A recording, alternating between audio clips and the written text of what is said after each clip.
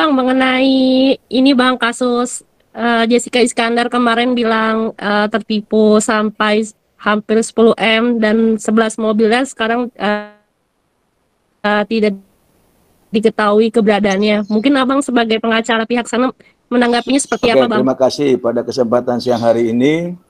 Kalau terkait laporannya Mbak Jessica Iskandar atas apa yang disampaikan, itu adalah hak dan kewenangan daripada saudara Jessica Iskandar sendiri.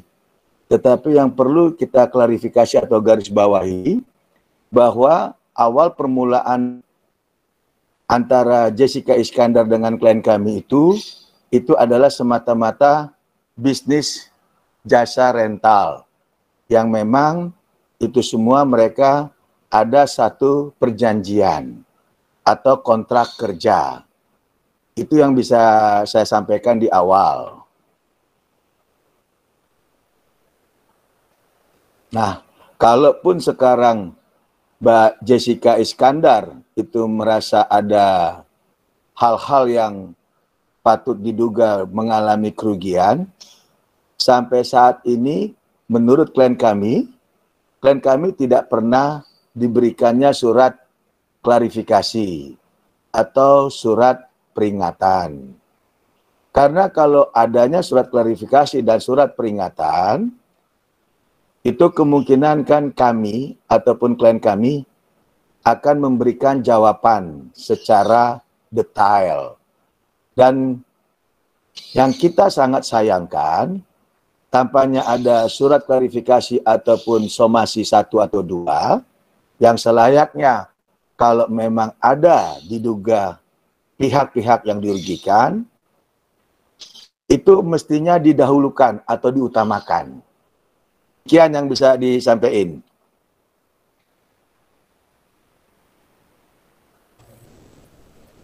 Pak, ini kan bisa dibilang ini kejadiannya nggak hanya sekali, Pak. Kemarin Jedar bilang bahwasannya ini si Stephen ini berkali-kali menipu orang lain juga, Pak. Gimana mungkin tanggap?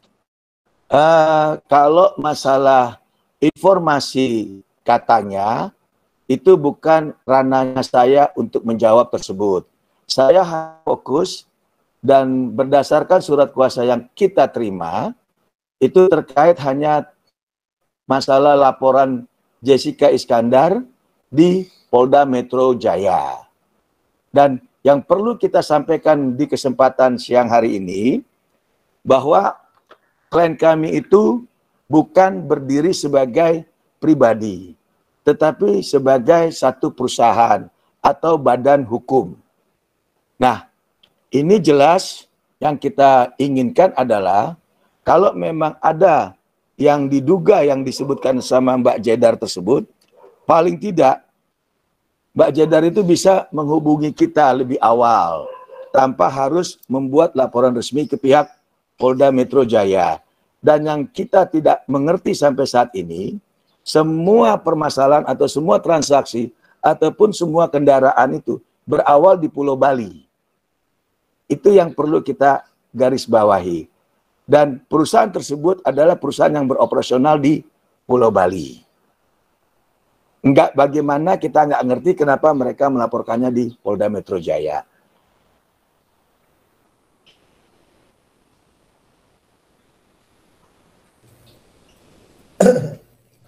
Tapi Bang, ayo mau nanya.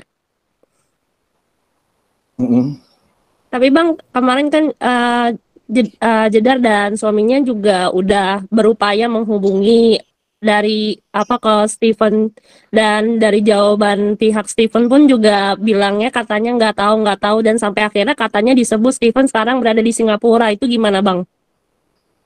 Nah, seperti tadi yang saya bilang, kalau informasi yang terkait katanya kan kita nggak akan jawab tersebut. Kita hanya berfokus kepada pokok laporan Jessica Iskandar di Polda Metro Jaya, yang menurut hemat saya itu bukan masuk ranah pidana. Itu murni ranah keperdataan. Karena di dalam ranah keperdataan itu berawal dari adanya satu perjanjian, suatu permufakatan, suatu kerjasama. Dan Kalau memang itu merupakan satu perjanjian atau satu kerjasama, bagi kedua belah pihak, selama belum ada pembatalan daripada perjanjian itu kita harus tunduk di pasal 1338 KUHP Perdata. Nah, itu menurut hemat kita. Jadi kalau memang dimungkinkan, yang pernah juga saya sebutkan di media, kami menginginkan itu dialog dengan Mbak Jedar. Kalau bisa kita duduk, kita bisa carikan solusi, apalagi kan yang diharapkan Mbak Jedar itu adalah kembali dananya. Nah, kita ingin betul-betul konkret dana yang dimaksud itu yang 9,8, apakah 9,8 itu langsung diserahkan kepada Stephen sendiri sebagai klien kami, atau bagaimana? Yang menurut informasi dari klien kami, dana tersebut adalah dana yang bertahap secara akumulasi, sesuai daripada MOU yang mereka sudah tanda tangani atau disepakati bersama. Dan kalau terkait masalah Stephen itu di luar negeri atau di Singapura, sampai saat ini juga kita tidak bertanya seperti itu kepada klien kami. Kita hanya bicara terkait masalah konteks hukum yang sedang membelit daripada klien kami, yaitu Stephen.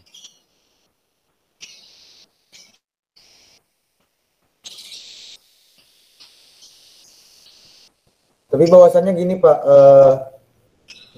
Stephen Jedar pernah bilang Pak kalau bahwasannya ini kan sempat si Stephen ini meminta mobil lelang Pak, soal mobil lelang tersebut yang menjadi pinjaman, menjadi kayak misalkan Jedar jadi membiayai itu. Katanya mobilnya itu merasa apanya kayak dibalikin lagi ke orangnya Pak, jadi bahasanya ditipu Pak Jedar Pak. Ada beberapa mobil setelah Alphard sama Mini Cooper. Katanya ada beberapa mobil gitu Pak. Ini tanggapannya gimana Pak? Nah itu tadi, tanggapan terkait masalah kendaraan ataupun mobil, itu adalah antara para pihak. Artinya mereka sepakat mau adanya transaksi, baik itu yang kata Mbak Jedar, ada gadai, atau ada mau disewakan kepada pihak ketiga atau pihak yang lain. Nah itu kan sepengetahuan daripada Mbak Jedar sendiri.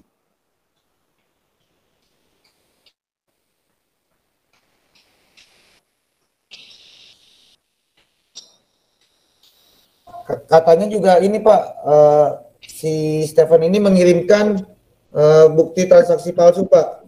Itu gimana Pak?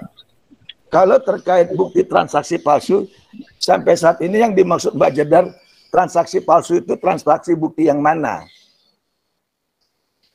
Antara bank apa dengan bank apa? Nah kalau kata-kata palsu, berarti kan harus ada kata-kata yang asli. Dari mana kita meyakinkan bahwa itu adalah transaksi atau bukti palsu? Nah, yang bahasa-bahasa gini kan seakan-akan menggiring opini-opini yang tidak baik untuk klien kami. Dari awal saya juga sudah bersuara di pihak media, itu kita inginnya ada win-win solusi, artinya ada musyawarah. Jangan sampai berkembang ke hal-hal yang memang saling merugikan. Itu intinya. Bang, maaf banget ini di kamera saya doang atau abang nggak ada videonya ya bang? Kelihatan? Kelihatan kok ada kok. Ada. Di lo ada Riz? Ada. Itu. Lanjut.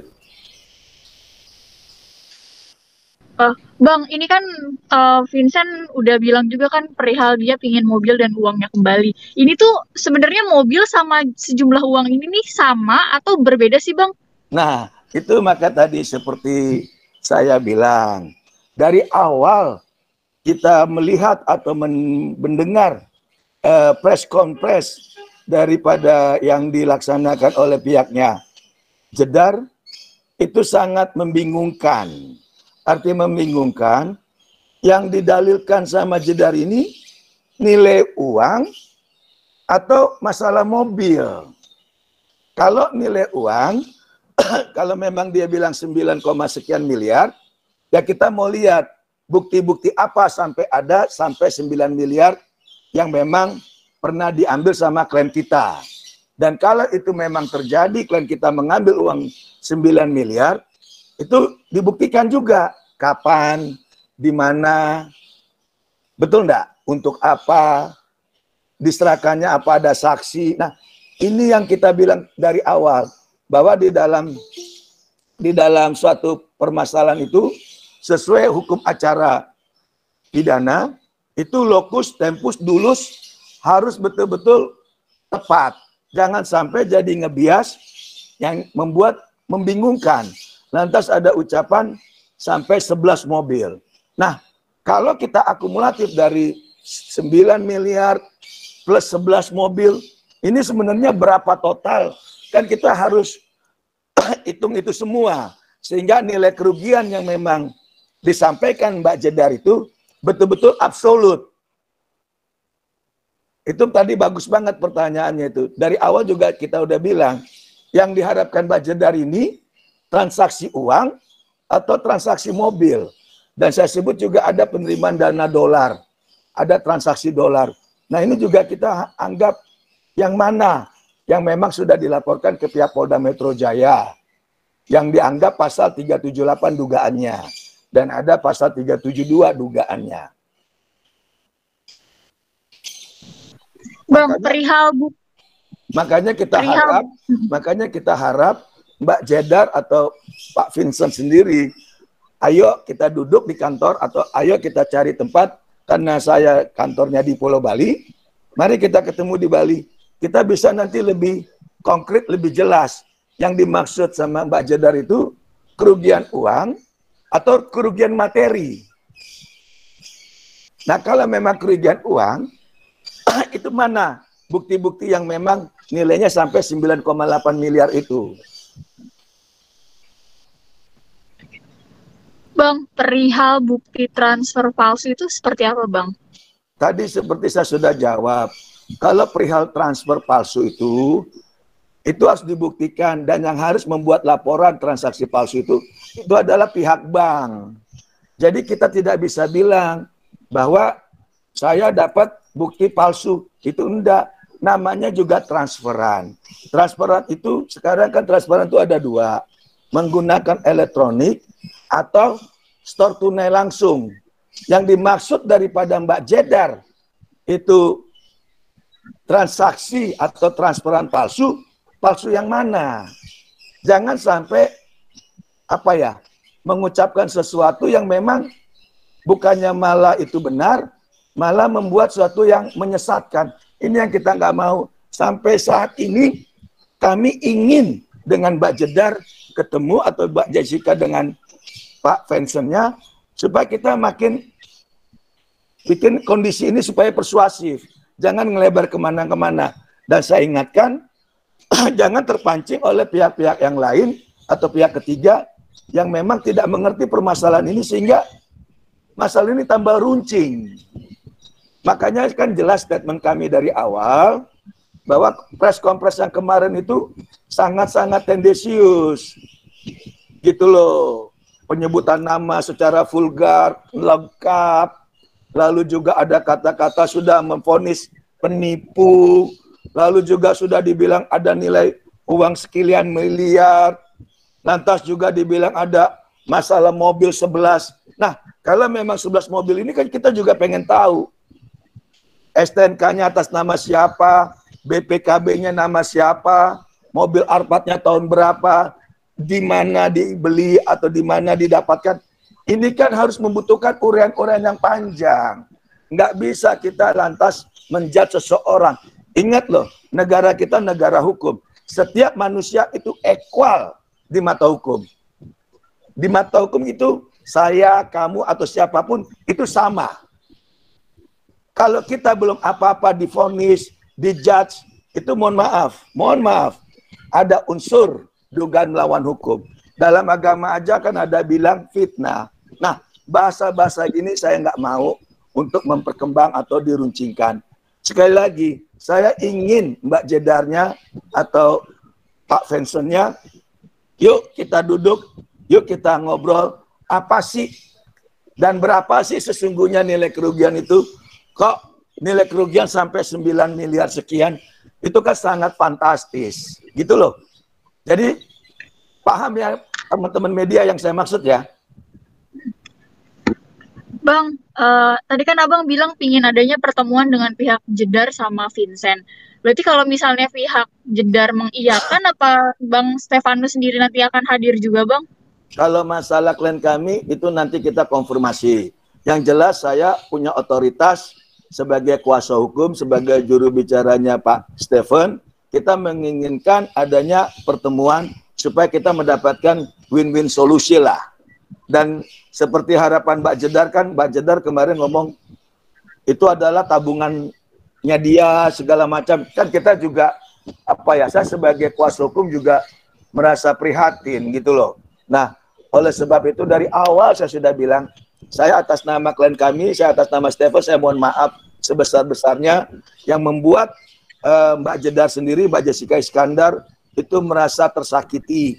Nah, tetapi di balik itu semua, yuk kita duduk, kita sebagai orang Indonesia yang menjunjung yang namanya namanya silaturahmi, kenapa nggak kita duduk dulu? Kalaupun itu ada upaya-upaya hukum, itu adalah langkah terakhir lah. Di dalam hukum itu kan jelas bahwa upaya terakhir itu adalah dengan membuat satu laporan polisi, bahkan kalau perlu memenjarakan orang lain. Nah, yang diharapkan Mbak Jedar ini apa? Uang kembali atau memenjarakan orang? Itu loh. Kan nggak bisa dong, orang sudah dipenjara misalnya, lantas uangnya diminta lagi. Itu kan juga nggak fair. Itu maksud saya. Makanya saya sampai saat ini kita mau Mbak Jedar itu ketemu, yuk kita bikin skim bagaimana mengatur secara baik, secara persuasif, dan untuk laporan di Polda coba ditinjau lagi supaya klien kami tidak merasa ketakutan dan orang-orang yang lain tidak mengompor-ngomporin dengan bahasa-bahasa yang jelek sehingga bisnis daripada klien kami bukannya menghasilkan malah tambah hancur. Harapan Mbak Jedar itu kan uang kembali. Nah, kalau uang kembali, otomatis jangan membuat hal-hal yang tidak-tidak supaya klien kami bisa bisnisnya bagus dan bisa melakukan pembayaran atau ganti rugi kepada pihak Mbak Jedar. Tapi kan dari tadi Bapak bilang bahwasannya ingin mediasi terus, Pak. Ada rencana untuk menghubungi pihak Jedar? Apakah sudah dari sebelumnya? Sekarang yang memulai itu kan bukan saya, Pak. Yang mulai itu kan Mbak Jedar. Nah, kalau memang seperti demikian, kan tadi saya bilang, kalau memang memungkinkan, mari kita jumpa, ada kantor saya di Pulau Bali, yuk kita duduk gitu loh. Sementara kalau saya telepon Mbak Jedar, saya nggak punya nomor telepon Jessica Iskandar. Saya tidak kenal Vincent suaminya. Melalui kesempatan di media, saya minta kalau memang memungkinkan, mari kita ketemu, gitu loh. Tapi dari Stephen-nya sendiri ada rencana untuk mediasi, Pak? Kan Bapak kan tadi bilang, oke, biar pihak tidak. Tapi Stephen-nya sendiri ada rencana mau pihak mediasi, Pak? Jadi, kenapa? Stephen-nya sendiri mau ada rencana mediasi, Pak? Lah, justru saya sebagai kuasa hukum Stephen kan menyampaikan bahwa keinginan klien kami adalah ingin melakukan mediasi. Tapi Bang, artinya pengen diselesaikan secara kekeluargaan ya, Bang. Benar sekali. Tanpa adanya pelaporan pelaporan di Polda tuh ingin dicabut gitu ya, Bang. Benar sekali. Kan di polisi juga di Perkap diatur ada yang namanya restoratif justice. Nah, sekarang tergantung Mbak Jedar. Saya berkali-kali di media bilang, yuk kita mau mediasi, yuk kita bikin restoratif justice. Keadilan itu tidak perlu dengan hukuman jera. Keadilan itu kita mencari solusi. Pengacara yang baik adalah memberikan advies yang terbaik untuk kliennya. Apa itu advies terbaik? Kliennya mengalami kerugian. Apa yang kerugian itu yang didapatkan oleh klien. Bukan hanya sekonyong-konyong melaporkan ke polisi, memenjarakan orang lain. Itu yang dimaksud sebagai kita seorang profesi, seorang advokat. Tapi kan Bapak tadi bilang bahwasanya kan yang memulai Jedar nih, Pak, bahasanya. Tapi kan ini kan Bapak pengen adanya mediasi. Kenapa tidak dari Bapak dulu untuk berupaya untuk mediasi gitu, Pak? Tadi kan saya sudah ngomong, saya sendiri kan tidak kenal Jedar, Pak. Saya tidak kenal Jedar, nomor HP saya tidak punya. Kalau saya kan jelas, kantor saya jelas, nama saya jelas, profesi saya advokat. Gitu loh, Pak.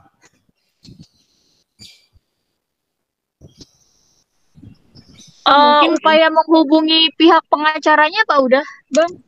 Kalau Melalui pengacara? pihak pengacaranya, saya sudah melalui ada salah satu teman baik saya, kerabat saya.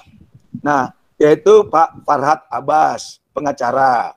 Saya sudah ngomong sama Pak Farhat Abbas, Abang, Pak Ketua, tolong kita bicara dengan Bunda Elsa Sarip. Kalau memang memungkinkan, yuk terkait klien kami, dicarikan solusi yang terbaik. Saya sudah ngomong kalau upaya itu. Tapi langsung ke Jedar, saya tidak kenal, saya tidak tahu. Dan pengacara yang ada di televisi kemarin itu kan, itu anaknya Mbak Elsa Sarif, gitu loh. Tapi melalui Pak Farhat Abbas, saya sudah sampaikan, Pak Ketua, tolong dong dibantu dimediasi ke Pak Bunda Elsa Sarif, Dr. Elsa Sarif, gimana kita mencari solusi yang terbaik. Karena kan saya sama Pak Farhat Abbas juga kenal baik, itu loh.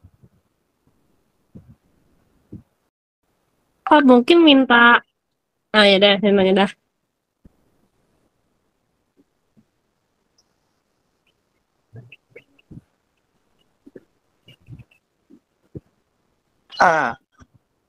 Bagus banget pertanyaannya. Jadi kerjasama itu dimulai tahun 2020. Dan setiap ingin melakukan suatu transaksi yang masalah mobil, itu selalu ada perjanjian. Nah, itu dari tahun 2020 sampai 2021 kalau tidak salah. Itu ada dibuat perjanjiannya. Dan di dalam setiap case itu sudah ada dilakukannya transaksi, artinya keuntungan yang sudah diserahkan klien kami kepada Mbak Jedar sendiri.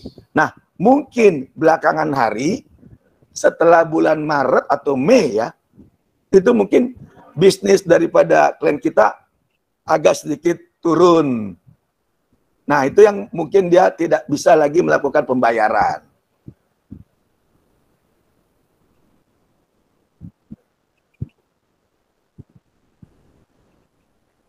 Itu kalau nggak salah diakumulasikan berapa lama kalau mobil itu atau unit itu disewakan. Yang jelas ada, kita lihat di transaksi di sini, itu pernah Mbak Jedar sendiri dapat 100 jutaan lah untuk satu unit. Kalau enggak, ini saya lihat di sini. Itu loh.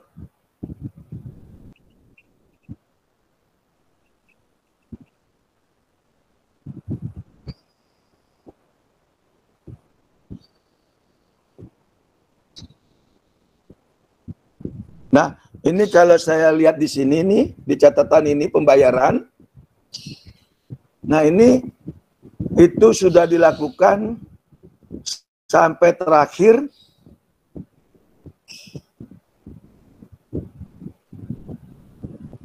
(11 Mei 2022). Itu terakhir 53 juta. Ada di sini tulisannya. Dan itu bahkan ada yang 100 juta, ada berapa kali nih 100 juta. Ada yang 66 juta, ada yang 80, itu bervariasi. Ini menurut keterangan klien kita.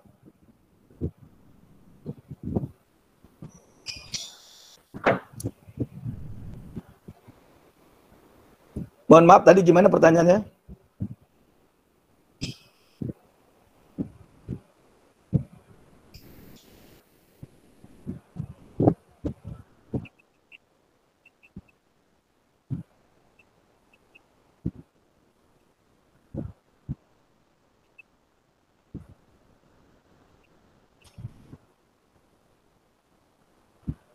Seperti tadi saya awal bilang, kita atau klien kami tidak tahu kalau memang adanya laporan ke polisi. Kenapa seperti itu? Karena menurut keterangan klien kita, itu tidak ada surat klarifikasi ataupun verifikasi. Dan yang kedua, kalaupun ada masalah kerugian atau permasalahan hukum, klien kami tidak pernah menerima satu kali pun somasi.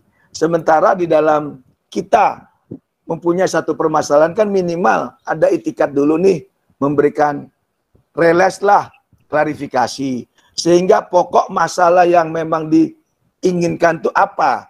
Apakah masalah A atau masalah B?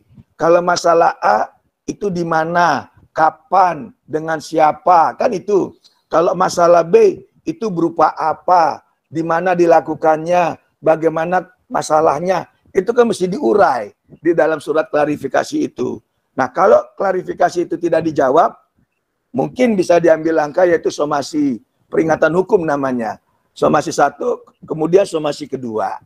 Nah, kalau memang ini juga tidak terjadi, ya memang sudah ada tanda kutip lalai dari pihak klien. Nah, itu semua tahapan tidak pernah klien terima.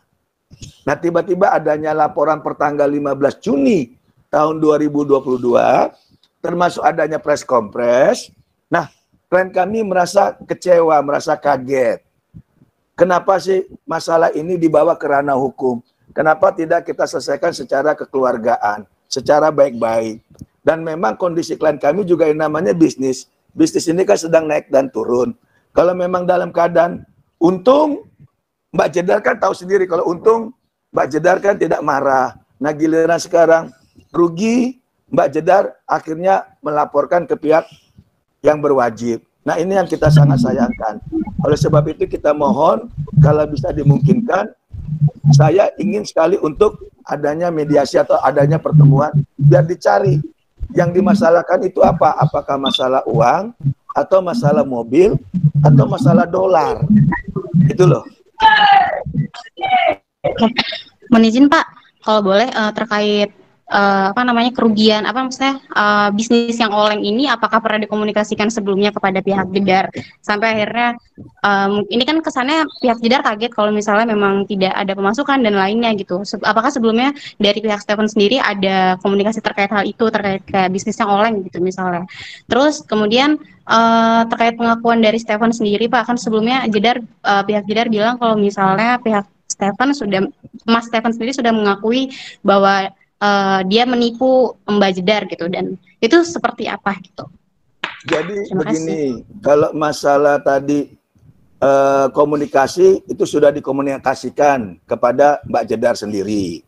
Dan yang kedua, di dalam bisnis itu sudah diberitahu kalau memang lagi untung dapat haknya sekian. Itu mereka sudah diskusi panjang dan lebar.